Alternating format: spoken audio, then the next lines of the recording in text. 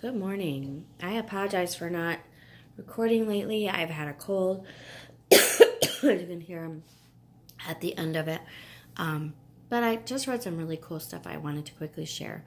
Um, First, the book of Ephesians. That was in my reading, all of it today, and it is worth reading again and again.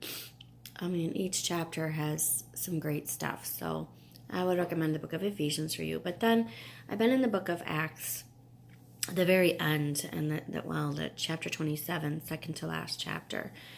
And it's just interesting. I'm not much for history, but the details of Paul's journey, and especially toward the end when it got really crazy in the boat, reminds you of other times, like with Jonah or with the disciples when the storms come. And my commentary by Matthew Henry really talks some interesting phrases upon it.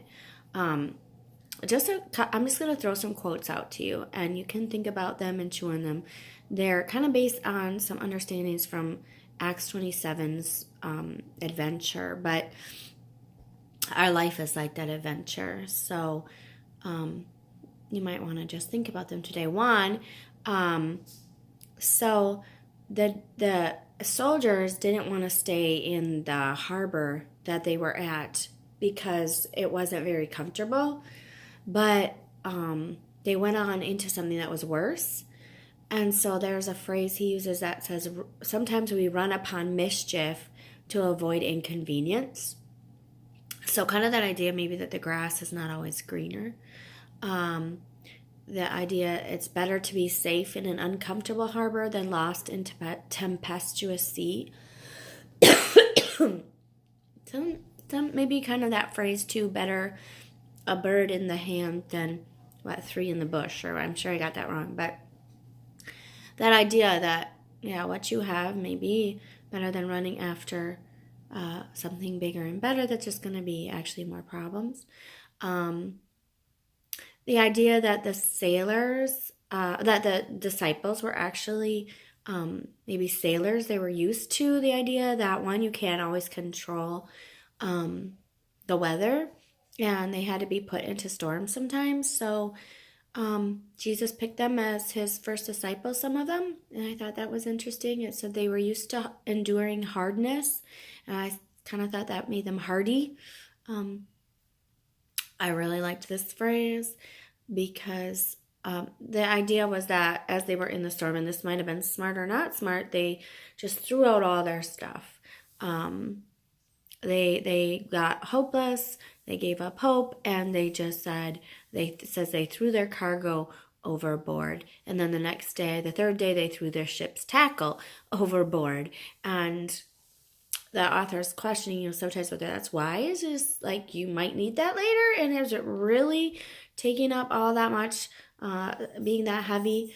So he uses the phrase, though, when it is fruitless to struggle, it is wisdom to yield. And that led me to the thought of the serenity prayer. God, grant me the serenity to accept what I cannot change. It's fruitless to struggle. Why am I putting my energy into something that I can't change? So maybe thinking in our lives, what are we struggling against that's fruitless? And that we'll have wisdom and peace when we yield to it. And then finally, the idea, sometimes we keep riches, we keep stuff, and it's to our hurt. And then when we part with them, it's actually to our good. And then one phrase that said, the bondage of fear of death. We are so sometimes in bondage of the fear of death, like these soldiers were, and they couldn't think of a future. We are so in bondage of the fear of death that we cannot admit or take on supports of life. We can't even maybe see around us all that God has for us to hold on to and to find hope in and to be grateful for. So I pray that sometimes when we may be blinded by our own bondage of fears, that's really from the devil, it's not from God. There's a song, Fear is a Liar, by Zach I think Williams.